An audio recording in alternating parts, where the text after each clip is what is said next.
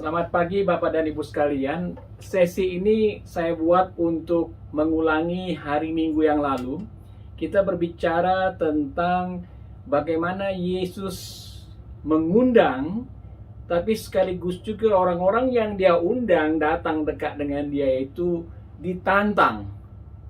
Saudara, tahun 2023 sudah kita masuki dan kita ingin sesuatu yang baru kita lakukan yang berbeda dengan tahun 22. Bukan karena kita hanya ingin satu perubahan, tetapi kita ingin lebih dekat kembali kepada apa yang firman Tuhan katakan. Di Ulangan 6, bagi orang tua khususnya diminta oleh Tuhan untuk mengulang-ulang ketika anaknya itu sedang duduk, ketika anaknya itu sedang berjalan, berbaring, atau bepergian, untuk mengingatkan mereka yang menjadi hukum utama bagi mereka adalah kasihilah Tuhan Allahmu dengan segenap hatimu, dengan segenap jiwamu, dengan segenap kekuatanmu. Dan dari posisi itu juga kita ingin memberitahukan kepada saudara, karena daging ini lemah dan banyak sekali godaan dari cobaan dari dunia yang bisa membuat kita arahnya menjadi mudah ke kanan atau mudah ke kiri. Firman Tuhan mengajarkan kita untuk mengulang-ulang, dan demikian juga dari tempat ini kita ingin mengulang kembali sebenarnya sebagai satu komunitas. Untuk apa kita berkumpul? Dan apa isi pertemuan-pertemuan kita? Sehingga kita tetap kembali kepada visi. Kita tahu apa yang harus kita lakukan. Tanpa visi, tanpa pewahyuan, umatku binasa, kata firman Tuhan. Semua kita saudara dipanggil. Memang tidak semua dipilih.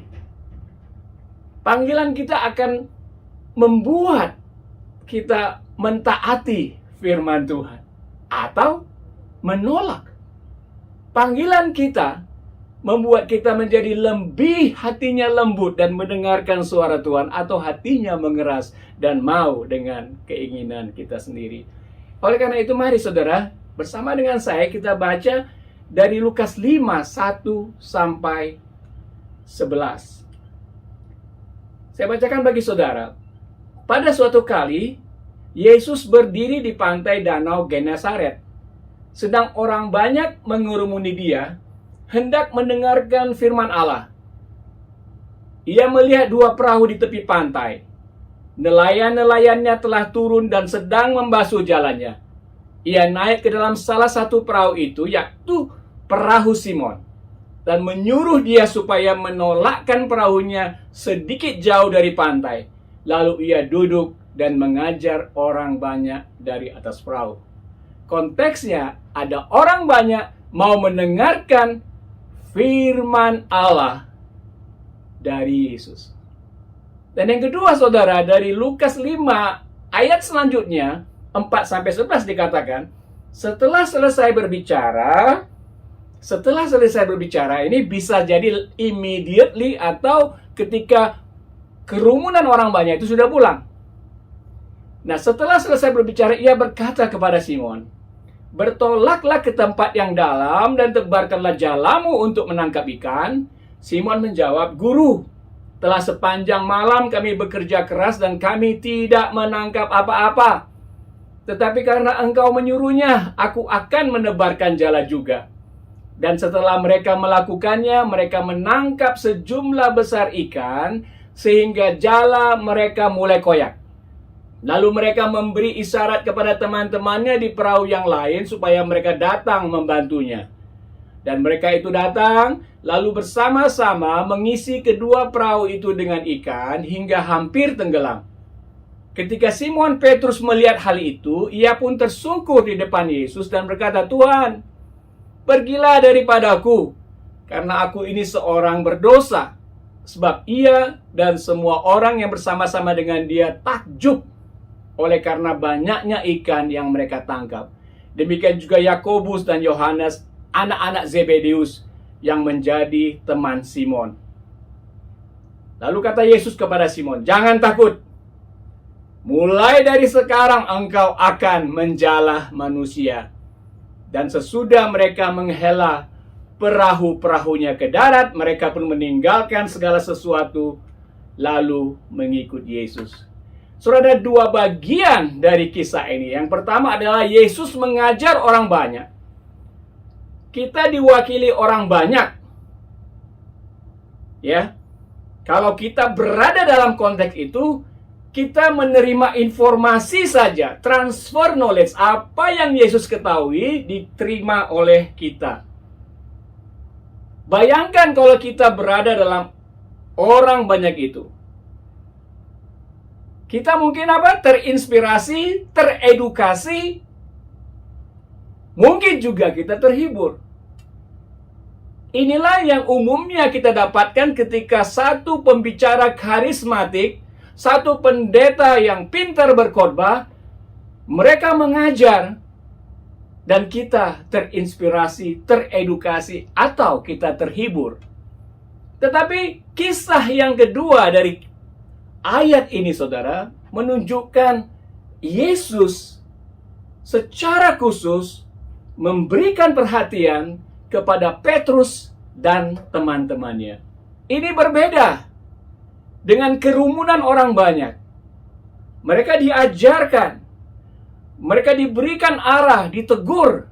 Tetapi untuk Petrus dan teman-temannya, mereka mengalami transformasi itu. Kenapa? Karena Yesus memberikan perhatian kepada mereka dengan memberikan tantangan. Mereka sudah lama sepanjang malam mencari ikan, tetapi Yesus malah menyuruh mereka untuk menebarkan jalannya lagi. Mereka sudah membersihkan jalannya, tapi naik lagi ke perahu dan ke tempat yang lain. Suatu tantangan yang tidak mudah. Dan mereka ini adalah expert, ahli menangkap ikan. Sedangkan Yesus adalah seorang tukang kayu. Tapi dalam cerita ini, Petrus mengatakan, "Karena engkau yang menyuruh, kami mau melakukannya." Dengan kata lain, Petrus di sini bersikap, "Aku mau mentaati firman-Mu." Dan apa yang terjadi?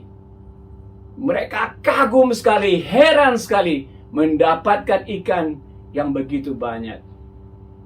Sehingga membuat hati mereka tersentuh. Hati mereka terjamah, saudara. Mereka merasa berdosa karena mereka dekat dengan kuasa ilahi.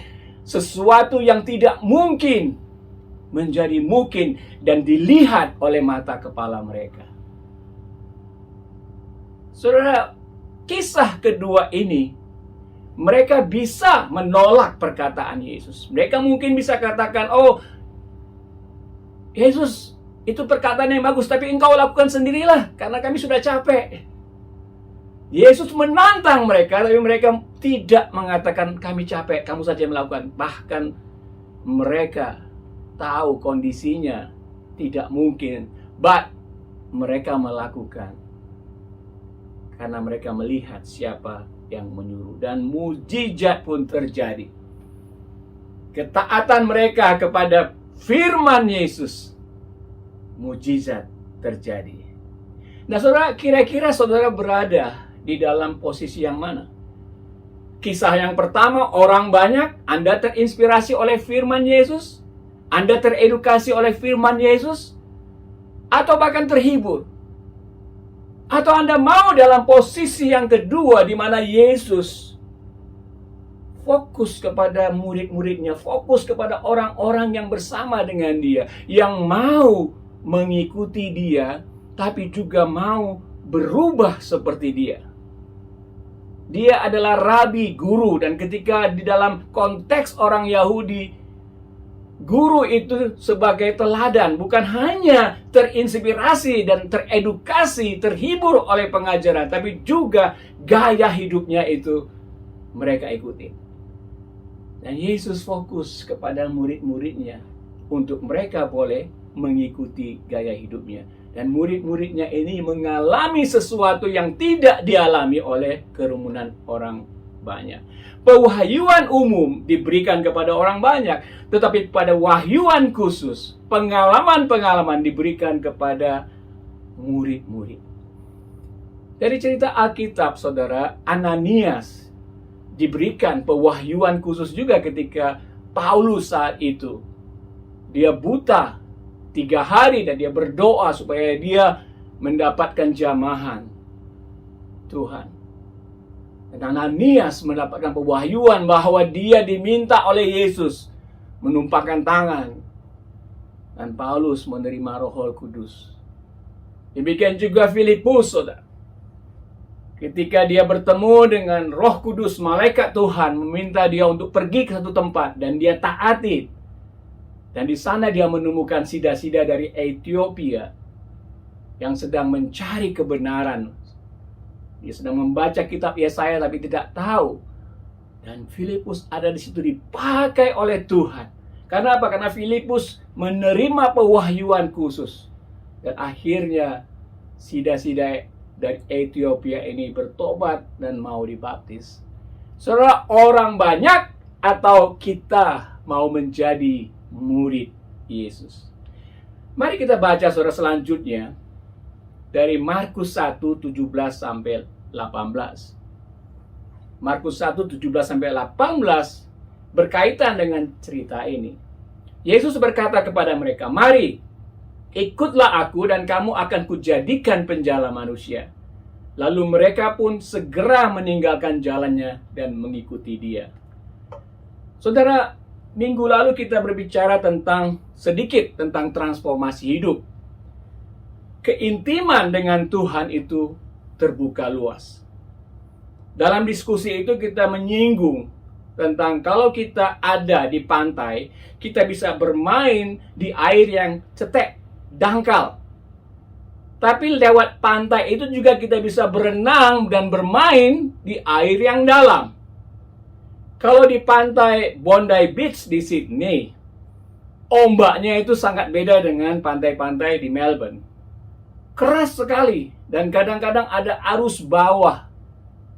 Sehingga apa? Orang mungkin senang bermain saja yang aman di zona nyaman mereka di pinggiran pantai. Tapi ada orang-orang yang penuh dengan keberanian, resiko, mengandalkan kekuatannya berenang, dia masuk ke daerah ombak.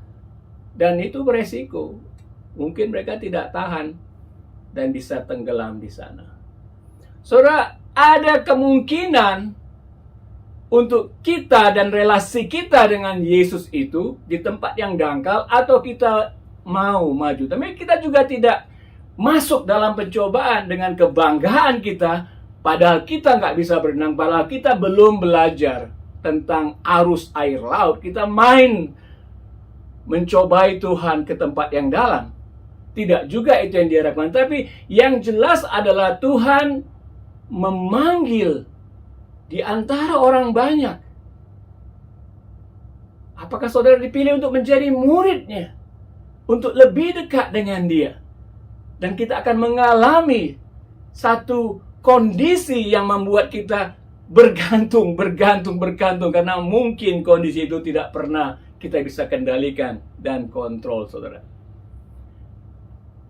Yesus pun memiliki kehendak ketika disalibkan. Sebelumnya, dia berkata, "Kalau bisa, Bapa, cawan ini lalu daripadaku, tapi kehendakmu lah yang jadi, bukan kehendakku." Nah, sikap hati seperti Yesus ini, saudara, sangat penting ketika kita dipanggil membangun relasi dengan Tuhan. Kadang kita tidak menyadari bahwa kita itu punya kekuatan yang luar biasa. Tapi kita merasa minder. Merasa kita cukuplah di sini saja. Sebagai orang Kristen saya sudah puaslah. Padahal masih banyak orang-orang yang membutuhkan layanan dari orang-orang percaya. Padahal saudara mau dipanggil untuk menjadi murid. Tapi kalau sikap hati seperti Yesus katakan, biarlah kehendak Allah yang jadi, saudara bisa mungkin di tempat yang dangkal, karena memang itu kehendak Bapa. Tapi sebenarnya kalau saudara dipanggil untuk masuk ke tempat yang berombak, penuh dengan tantangan, dan saudara menolak, sangat disayangkan. Karena sebenarnya Bapa tahu kemampuan diri kita. Seandainya sikap hati seperti Yesus, berserah, bukan kehendakku tapi kehendak Bapa, patutkah kita menolak? Kalau Bapa, Tuhan Yesus, mengundang kita ke tempat yang lebih dalam. Sama seperti Petrus dan teman-temannya. Diundang walaupun mereka tahu. Diundang untuk sekali lagi menebarkan jalan di tempat yang dalam. Kalau mereka bergantung kepada kemampuan mereka, mereka hanya diam saja. Tapi mereka tahu dan berserah dan percaya kepada perkataan. Dan mereka mengalami mukjizat. Saudara, sering kita mungkin masih dalam kepalsuan iman kita. Saya mengalaminya sendiri. Ketika saya masih bekerja jam 9 sampai jam 5, setiap bulan saya mendapatkan transferan gaji. Tapi ketika saya meninggalkan pekerjaan itu, hati, perasaan, pikiran kacau balau. Saya kira waktu saya bekerja itu saya imannya sudah kuat, tapi dibuktikan atau dites ketika saya tidak memiliki uang. Apakah masih ada iman kebergantungan yang kepada Tuhan? Dan saya menyadari bahwa selama waktu itu iman saya bukan iman yang kuat. Kalau saya boleh katakan itu palsu. Karena saya masih bergantung kepada kekuatan diri saya. Dan terbukti ketika semuanya tidak ada, saya masih goncang. Dan Tuhan, saudara, saya percaya ingin membawa kita keluar dari iman yang palsu. Sehingga kita benar-benar bergantung kepada Dia. Apa yang kita anggap kita bisa kendalikan, di mana kita bergantung, mungkin sesuatu yang baik. Tetapi kalau Tuhan minta kita lepaskan, sama seperti Petrus dan teman-teman, mereka tahu tidak ada ikan di sana. Tapi mereka melepaskan pengetahuan mereka dan mentaati perintah Yesus, dan mereka menemukan mukjizat. Yesus ingin memanggil kita keluar dari kepalsuan iman dengan bergantung kepadanya. Nah, saudara ingat di sini, ketika Yesus memanggil kita, mendekatkan, itu bukan berarti kita lepas dari tantangan. Bahkan ketika Dia memanggil kita, Dia memasukkan kita ke dalam tantangan yang baru. Markus 1:17-18. Ikutlah aku, maka kamu akan kujadikan penjala manusia. Ikutlah aku, maka kamu akan mengalami transformasi hidup. Saudara, dari sini kita melihat bahwa Yesus memiliki karakter yang mengundang, tapi sekaligus ketika kita mendekat, hidup bersama dengan Dia, Dia melibatkan kita. Dia memobilisasi kita. Tidak selalu mudah ketika kita ditantang oleh Yesus. Tapi ketika mentaati tantangan itu, kita akan dibawa kepada kehidupan yang lebih baik. Saya katakan yang lebih baik, saudara. Bukan berarti fisik saja, tapi secara rohani, mental. Karena pertumbuhan rohani kita bukan kalau kita tahu lebih banyak, saudara. Tapi kita lewatkan itu dengan menerima dan menjalankan tantangan-tantangan dari Yesus. Dan disitulah akan terjadi pertumbuhan bagi kita, saudara.